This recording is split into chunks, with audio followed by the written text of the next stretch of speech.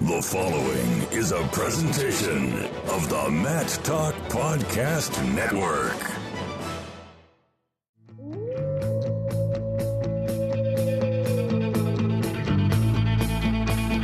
The mind of Pat Popolizio is a wondrous thing. And for you Pack wrestling fans, you'll get to go inside the mind of the Skip each and every episode here on the Pack Mentality Pop-Ins podcast. Now, here's your host, NC State Director of Athletics Digital Communications, Brian Reinhardt.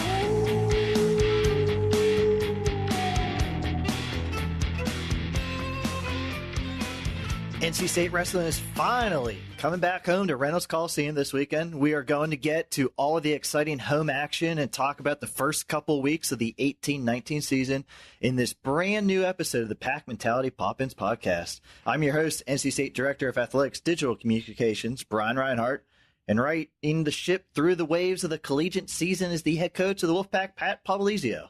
Brian, good to have you back. Pat, it's great to be back. You said it was cold outside up in New York. I said it was cold here, so we've already argued a little bit. But yeah, you're getting a little soft with the weather. You know. You got to hit some of these road trips with us. You got to get ready for Pittsburgh. Wrestling is a good indoor sport. But that Open might have been a Rock ripoff from his WWE days. But Pat, did you know defensive line coach Kevin Patrick over from Wolfpack Football was a college roommate with The Rock, Dwayne Johnson? I read that. I think somewhere on his when he first came here on his release, there was a picture of them two together. So maybe you can work some angles there. Well, I was going to say, Coach Patrick, he's always bragging. He has The Rock's number and he texts him, and I want him to come to a duel, but The Rock is not committed yet. So, Rock, when you hear this podcast, let's get you to an NC State duel this year. You got it. But this is going to be a great episode of the podcast. I've already got one WWE reference in, and I need to remind the listeners, our last episode, we had WWE Hall of Famer Sergeant Slaughter join us to talk about his career and how he follows the Wolfpack now. So if you missed that episode, please go back into our archives, and that's in order, as the Sarge would say. But Pat, our main event, let's talk some NC State wrestling. You were up at Albany, had a little adversity in the airport, I heard, this past weekend. How was the first flight of the season? Well, it went well. I traveled up actually a day earlier, so I was piggyback some visits off that, so I didn't actually travel up with the team. So the adversity is good. I think that's what it's about. Maybe that's why they had adversity. You weren't there to steer the ship. Well, anytime you get in these road trips, you want to encounter all those little things and see how guys balance that focus and stay the course. And sometimes that's good, and as the season goes on, it won't be the last time we hit some of that. This is going to be a packed weekend here in Raleigh. On Saturday, you guys will host the annual Wolfpack Duels starting at 2 p.m. in Reynolds Coliseum. And I would be a bit remiss if I did not mention to go ahead and purchase those season tickets now at gopack.com/buy tickets. We've already set a new record for most single season tickets sold for a season, but we want to continue to add to that. And the Wolfpack Duels will feature matchups against Davidson, Reinhardt, and UNC Pembroke. Two mats going on at the same time. You tend to get a lot of guys action in these opening and home duels. How excited are you to get back into Reynolds Coliseum? Always good to be at home, get these guys ready to go. And the goal this weekend is to get as many matches as we can for our roster. That's the experience is very valuable. So the more matches we can get in, jam them in for this weekend, that's the goal. And we'll shake up our lineup a little bit and get everybody a match or two, and then roll right into the open tournament. And everybody will probably get anywhere between 3, 4, 5. I think the most we can get in is 6. So depending on where you're at in the bracket and how you're doing, that'll dictate how many matches you get. But we're getting good numbers right now, and definitely have probably 25 guys in a weight. So everybody will see some quality competition this weekend. You must have looked at my notes because I'm about to talk about the Open, so you kind of ruined it. Oh, sorry. Very quick turnaround to Sunday. Annual Wolfpack Wrestling Club Open over in Carmichael. Usually 10 mats of action. I got your entrance list for NC State. A lot of returning guys and a lot of guys that are redshirting. So, Pat, the Wolfpack Wrestling Club Open's a long day, but your guys get in a lot of good matches against a lot of the local teams. So fans should come on out and they can see a lot of NC State wrestling going on Sunday. Yeah, you'll get a good mixture of our roster between Saturday and Sunday. all our starters will be at least one of the events, and you'll get to see these guys compete. Obviously, Hayden and Sean won't be here because they're on the road traveling, but everybody else will be weighing in and wrestling one of those days. So we're looking forward to seeing everybody compete. I got a joke because you got to format this because my next thing is about Hayden and Sean here, but keeping you honest stealing my thunder. I'll start leading this podcast. A couple members from your squad that will miss all the home action this weekend, but have a great opportunity in front of them. Redshirt senior Sean Foss, redshirt sophomore Hayden Hiley, along with assistant coach Adam Hall. They're all going to trek halfway around the world and head to Romania for the U23 World Championships. They'll be competing in freestyle compared to folk style in college, but how will this trip with USA Wrestling help both Sean and Hayden for the upcoming season when they are back in an NC State singlet? It's big for them. You know, originally, when you go back to the recruiting process with both those two, they want to wrestle internationally. Their goal is to win world Olympic titles. Sean was on a world team when he was a cadet. You know, this is Hayden's first team, but he's competed all the way through trying to make teams. So, you know, that's it. You got the opportunity. You got to take advantage of it, and that's what these guys are doing. They've been training really well with our RTC guys, and they look very good. And it's going to be fun for those guys to get that experience, go out there, compete, and see what they got. You know, that's what these guys train for, is to be in these situations to compete against the best guys in the world. And I'm looking forward to seeing how these guys do. I think that segues us perfectly into talking about the upcoming Wolfpack wrestling season. We talked a lot last season about Sean and being a little choosy about what stools he weighs in for and wrestles. What's the plan for Sean this year? We're here in week 3. He's ranked in the top 10 of every major poll, but you still have some decisions to make of when his availability is. Yeah, we'll take our time with him. You know, we know what he's capable of doing, and when the timing's right, you'll see him competing at 125 pounds. We have a good plan in place, and he's still got some time right now to continue to train and get better and focus on a couple things. And, you know, school, obviously, with his major, it's very demanding. I think people forget we're not just here to wrestle, but his major requires a lot of extra work, being in the engineering field. So it's a good balance between academics and competing, because it is a lot of work on his part with extra training. So we have to be strategic with it, and every guy is in a different plan on our team. All 10 starters have a different plan. Even our red shirts are in a different plan. But when it matters, we'll put the 10 best guys out there to make our best team, and we just got to be patient and trust the process. That's what it comes down to. When Sean is not in the lineup, what will 125 pounds look like for the Wolfpack? Got a lot of options, and that's what I like about where we're at right now as a program. Zerk Storm looked very good this past weekend. Jacob Camacho's redshirting, and he looks very good. We got to continue to develop. Tommy Cox and Charlie Lennox also had a solid weekend as well. So we got a lot of guys in that room right now that can scrap, and that's what's making us better, is we have competition within. And when we need to call on one of these guys to step up and compete, they'll be ready. And right now, Zerk Storm's going to be the guy competing for us at 125. And when Sean gets back down there and ready to go, we'll have 2 really good guys at that weight. And again, the competition's bringing out the best in all of us. Up at 133 pounds, redshirt sophomore Tariq Wilson. Last year, he was coming off redshirt and not ranked. All he did, he went out, placed 3rd at his first trip to the NCAAs, and he's in the top 5 in every poll. But different start of the season for Tariq. Maybe an underdog last year, but everybody's well aware of him this season. He has that target on his back. How is he mentally going into this season? You know, what makes him good is he doesn't get caught up in any of the nonsense with the rankings or what people think, and he shouldn't, because it doesn't matter. It's not going to stop any one of our guys from accomplishing their goals, because if we look at that and we dig deep into those rankings, then we will not accomplish our goal as a program this year, and I don't think one single guy will accomplish their goals as far as winning a national title. So we erase those. We put the blinders on. We wake up every day. We focus on what will make us better, and that's what we need to do, and that's what Tariq does a phenomenal job at. And at the end of the day, the only thing that's going to matter is what he believes in, and he believes he can win a national title this year. So regardless of what, you know, people put him at, it means absolutely nothing. And he continues to get better. He's improved from last year. So if he finished 3rd last year and he's better than that, then, you know, let's put it out there and put him to test. But we got to go through the season. We got to continue to get better, and we got to find out where we need to work. And we're going to see plenty of good guys this year, and that's what it's about. Get tested every week, different competition, and we'll come back to the drawing board and see what we got to work on.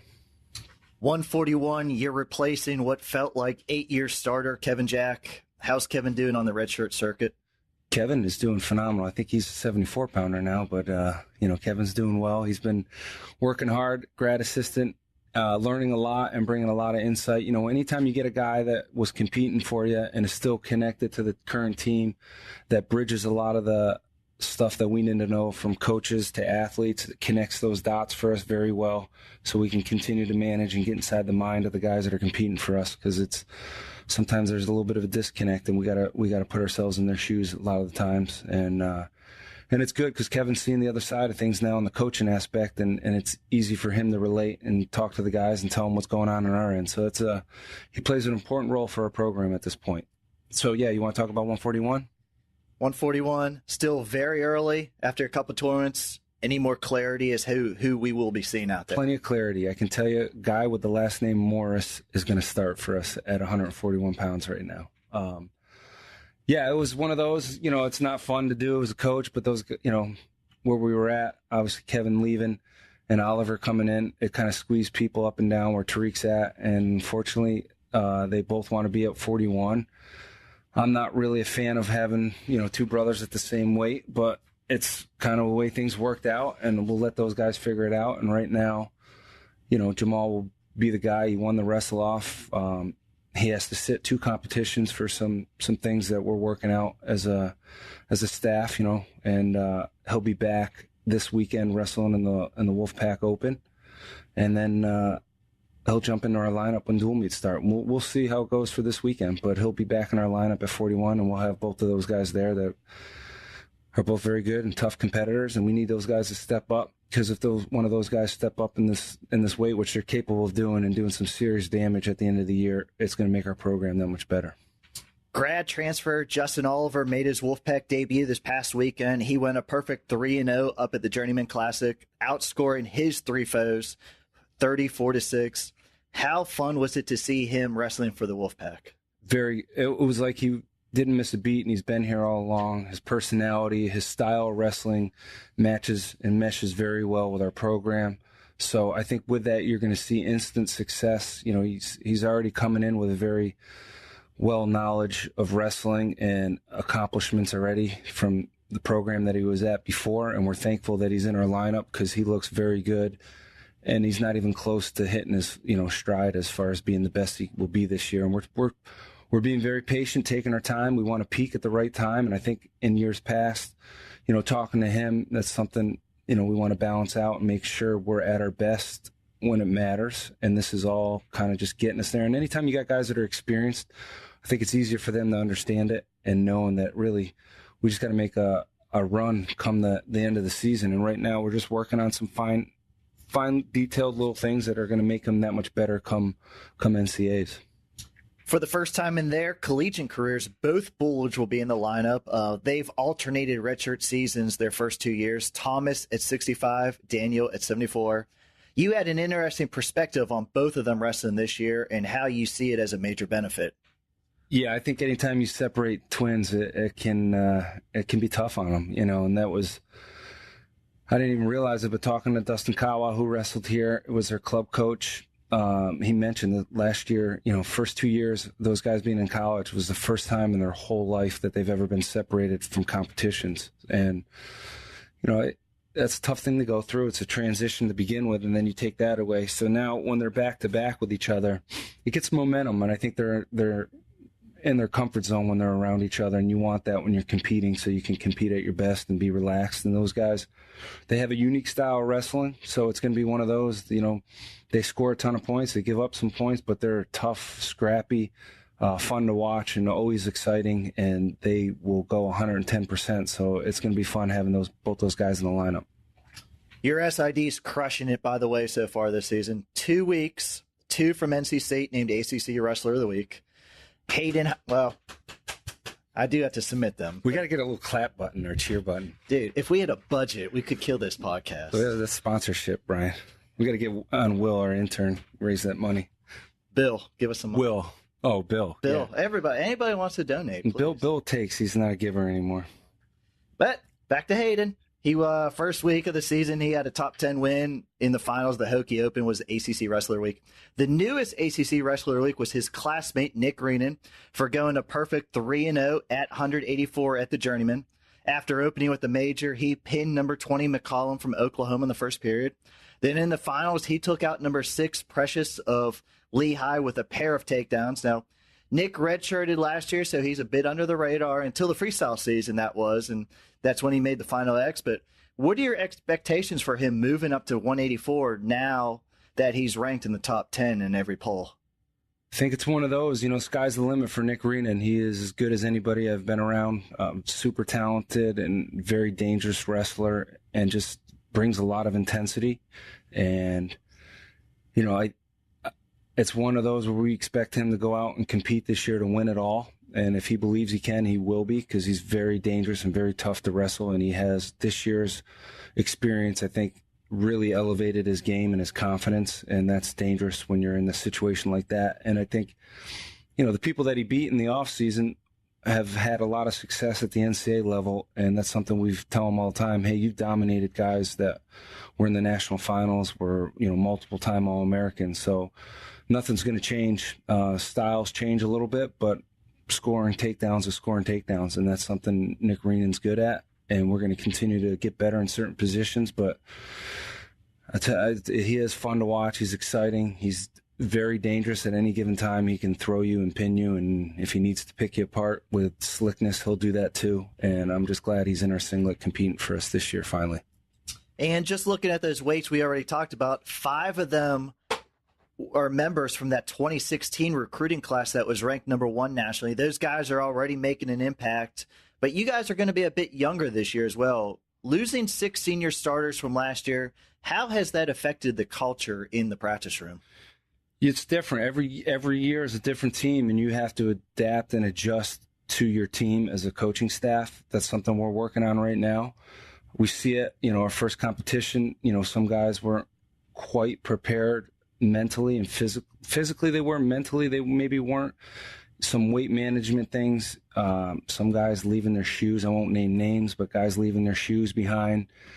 So we're dealing with those little things, and that's what makes it enjoyable and fun is, we got to stay on top of these guys, figure it out.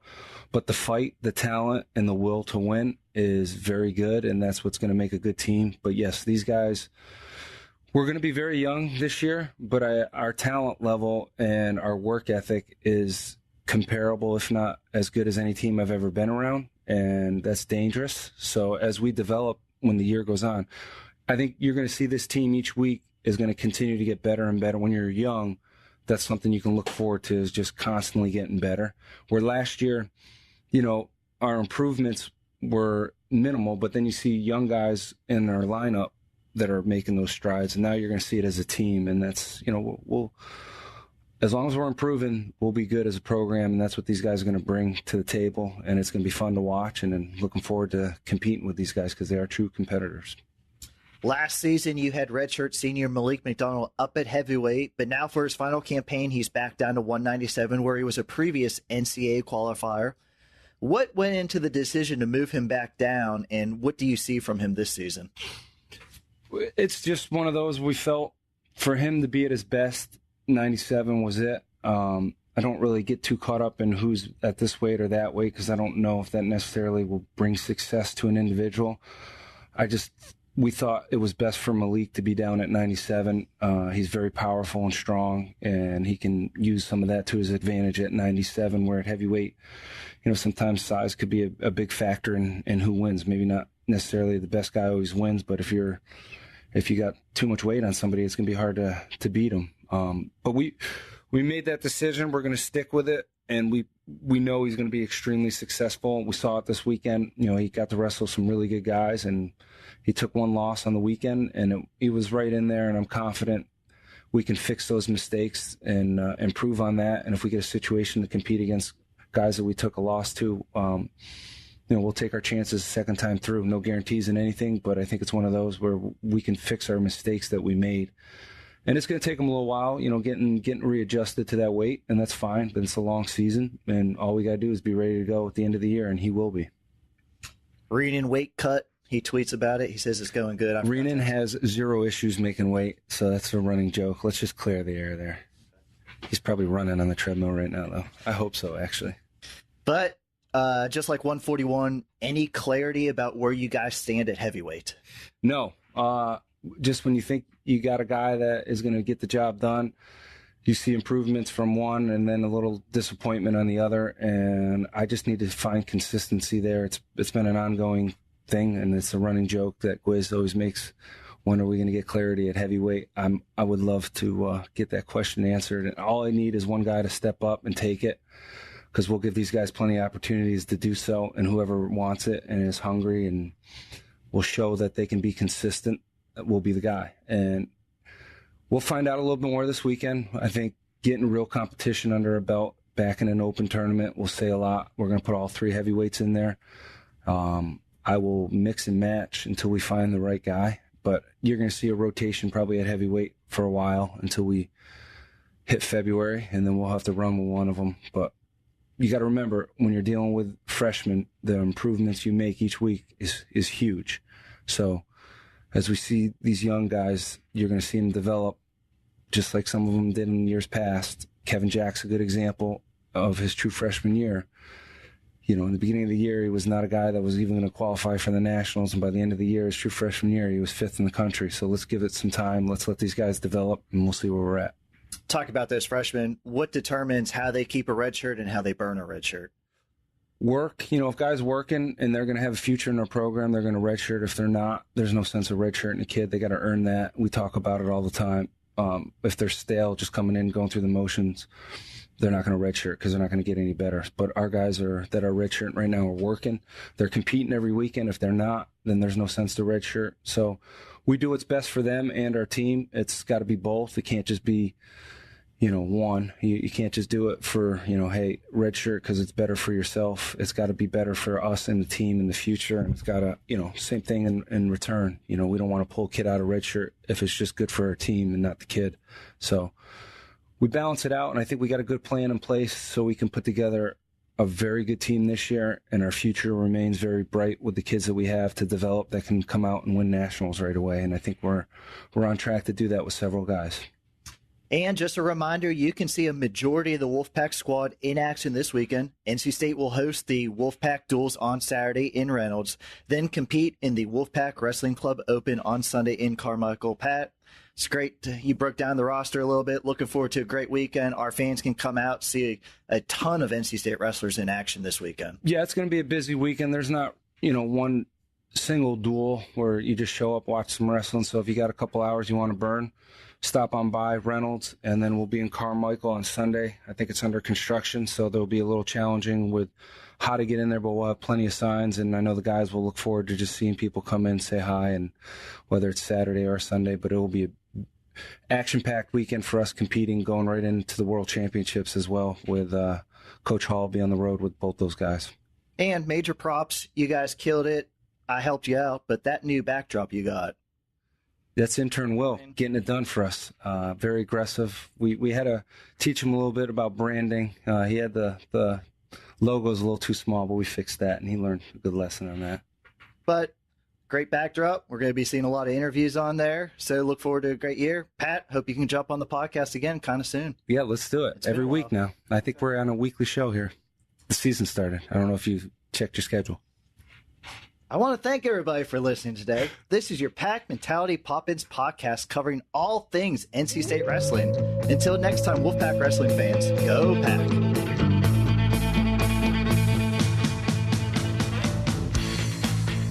The Pack Mentality Pop-Ins podcast is produced by the Matt Talk Podcast Network.